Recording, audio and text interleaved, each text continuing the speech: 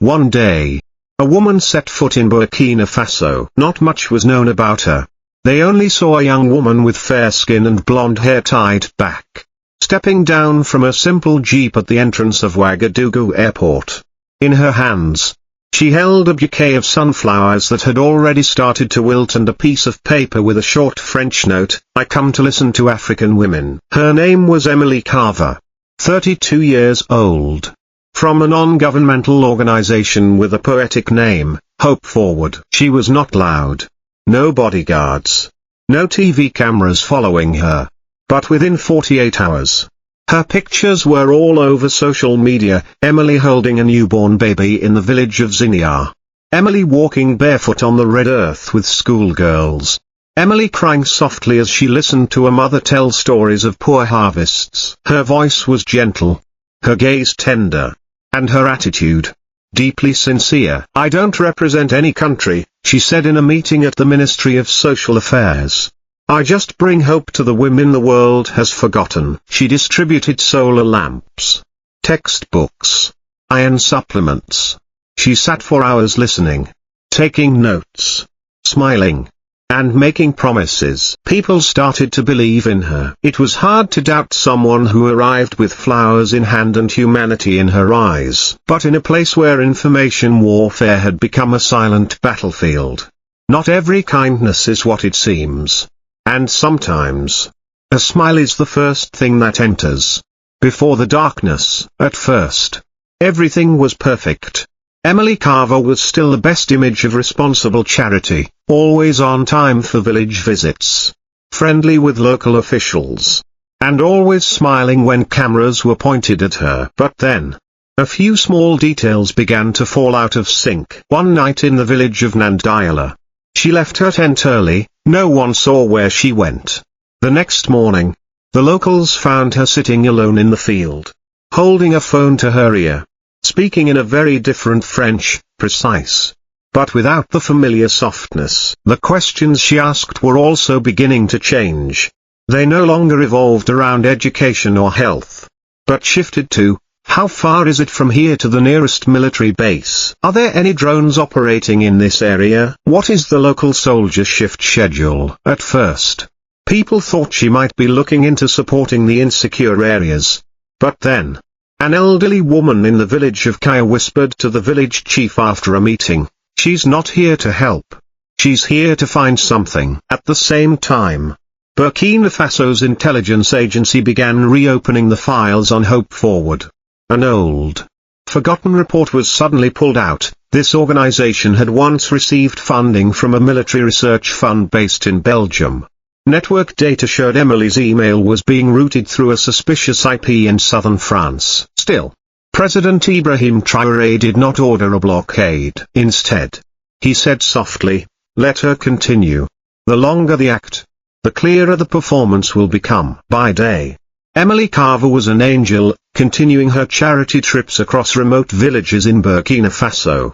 She brought books, solar lamps, and promises. But at night, her small hotel room in the center of Ouagadougou remained lit until late. Laptop open, headphones deeply plugged in.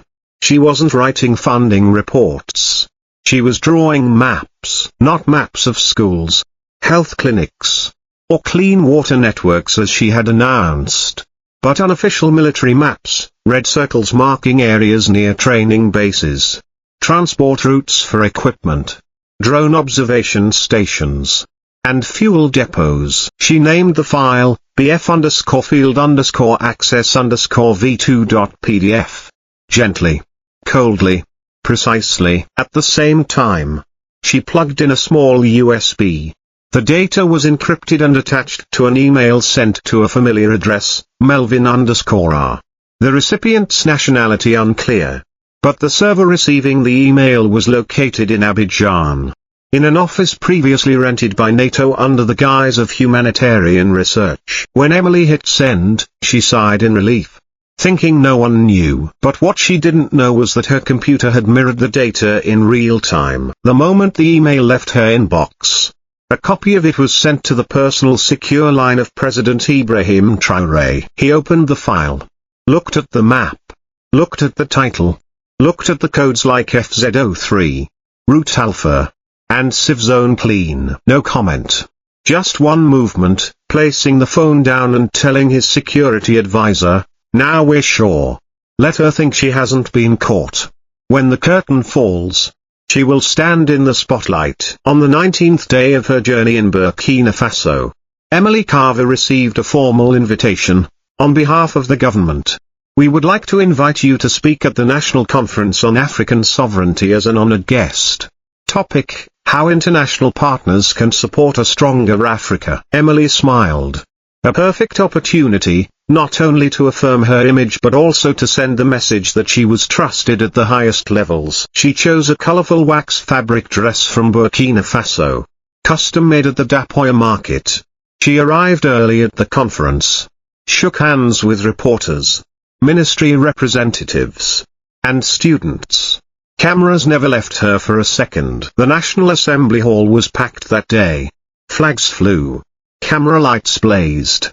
High above, a banner read, "African Sovereignty, Our Voice, Our Future." Emily sat in the middle of the stage, introduced as the symbol of humanitarian international relations. When it was her turn to speak, she stood confidently. "I've been through villages, shaken hands with mothers, listened to the stories of young girls. Burkina Faso is a beacon of hope." The audience clapped politely. But just as she was about to conclude with a call for cooperation, a figure stepped slowly onto the stage from the third row. No music. No announcement. President Ibrahim Traoré. The whole hall went silent. He did not interrupt her. He just asked in a gentle voice, "Mrs. Emily, if we place our trust in you, do you have the courage to answer a few questions, right here, right now?" President Ibrahim Traoré's question echoed through the hall like a cold wind cutting through the room heated by the spotlight. Emily Carver was momentarily stunned. She smiled, hesitated. "Of course. I'm ready. It's a great honor." Her gaze quickly scanned the room, where delegates, students, and reporters were intently watching. No more applause. No more cameras taking souvenir shots. Everyone was waiting to see what would happen. After a few seconds of silence, the large screen behind her suddenly lit up. A simple, cold file name appeared. She turned around, and her expression changed slightly. On the screen was a detailed map showing red-marked positions scattered across Burkina Faso. No village names. No schools. No clinics. Just coordinates carefully noted, with descriptions not meant for the public. The air grew heavy. Emily struggled to maintain her composure. I don't know what that file is. Someone else must have created it." The president didn't respond. He gestured for the technician to display the next document, a brief email, sent from her own address. The contents made clear the true purpose behind the trips, not charity, but gathering sensitive data under the guise of humanitarian work. A murmur rose from the back rows. Then someone stood up. A local reporter, speaking sharply. "You exploited women and children to cover up a dirty game." Emily stood motionless. Her hands began to shake. Her voice faltered. A young girl in the hall whispered, "I used to believe in her." And amidst the hundreds of eyes watching, the mask of charity that Emily had worn for nearly a month finally fell, right in the spotlight. When the screen went black, the spotlight returned to Emily Carver. She still stood there, trying to force a weak smile. But her face was drained of all color. President Ibrahim Traoré said nothing further. He quietly stepped down from the stage, leaving just enough space for the truth to continue emerging. From the wings, 2 civilian security personnel appeared. No uniforms. No weapons. They didn't approach to arrest her.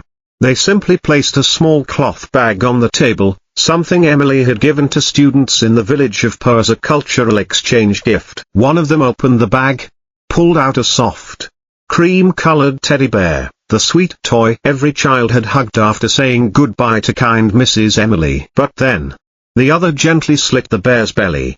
From within the stuffing, they pulled out a small device the size of a pinky finger, an antenna at one end. A blinking red dot, a recording and transmission device. The entire hall held its breath. A mother in the hall began to cry. "My child slept with that gift for 3 nights, she whispered. Someone else said loudly, "She was eavesdropping on our children." "For what?" Emily swayed. Her voice nearly shattered. I don't know who placed that in there. Maybe it was a technical mistake. But no one was listening anymore, because in that moment, she was no longer the honored guest. No longer the source of inspiration. She was simply exposed, standing amidst a whirlwind of disappointment, anger, and shattered illusions. And in the front row, a young girl leaned her head on her mother's shoulder and asked softly, "Why did she do that to us?" That night, the video of the entire moment spread like wildfire across the continent. In just a few hours. From Dakar to Nairobi. From dormitories to sidewalk cafes. People whispered a single phrase: Burkina Faso is no longer silent. The next morning, an urgent call rang in the president's office. On the screen was a familiar name, Alassane Ouattara, president of Côte d'Ivoire, the country where Emily had once sent data. His voice was grave, polite, but weighted with authority. "President Traoré, this matter is very sensitive. She has cross-citizen ties. We recommend handling this through diplomatic channels." Ibrahim Traoré was silent for a few seconds. Then he replied, in his even tone, "Neither high nor low. She sent sensitive data from your territory to places we never authorized. You may handle your guest as you see fit. But in Burkina Faso, for a traitor, we only have one path, justice." On the other end, there was silence. Then slowly, the reply came, "If that's the case, perhaps we should reconsider the concept of regional cooperation." Traoré smiled faintly. No anger. No need for argument. "If cooperation means we must swallow betrayal, then Burkina Faso chooses hunger." He hung up. A firm gesture, as if underlining a sentence in the constitution. A few hours later, the French embassy in Ouagadougou requested a private meeting. Once again, the president declined. No closed-door meetings. No compromises. Instead, he stepped onto the podium at the National Press Center, looked directly into the camera, and said, "They ask us to forget. They hope we'll forgive. But they never asked, how do we feel when betrayed in our own house?" Emily Carver was not handcuffed. No armored car took her away. She left the hall silently, flanked by 2 security personnel with no shouting. The crowd did not boo. But in their eyes was something more terrifying than anger, awareness. 3 days later, she remained silent in a secluded room west of Ouagadougou. There was no press, and no diplomatic representatives wanted to make statements. She was no longer the face of humanitarianism. She was simply a woman facing the collapse of her role. But the country did not stop. At the University of Ouagadougou, hundreds of students attended a seminar titled, "Once They Sent Soldiers, Now They Send Smiles." The atmosphere was not tense, not hostile. Only debates, drawings, poetry, and posters with handwritten phrases, "We are not weak. We just haven't spoken yet." Suddenly, President Ibrahim Traoré appeared. Without a microphone. He simply said, "They used to come with guns. Now they come with cameras. Before it was military uniforms. Now it's charity business cards. But whatever they wear, if they come to destroy us, they will leave in the nude." The hall stood and clapped. Not out of hatred, but understanding. Africa is no longer soft ground. It is no longer a place for experimenting with trust. On the large screen, the only words appeared: no logo, no design. "The next one they send, will be calmly watched, and will not be forgiven." And thus, without war, without gunshots, a continent once disregarded, stepped across the threshold of its own identity.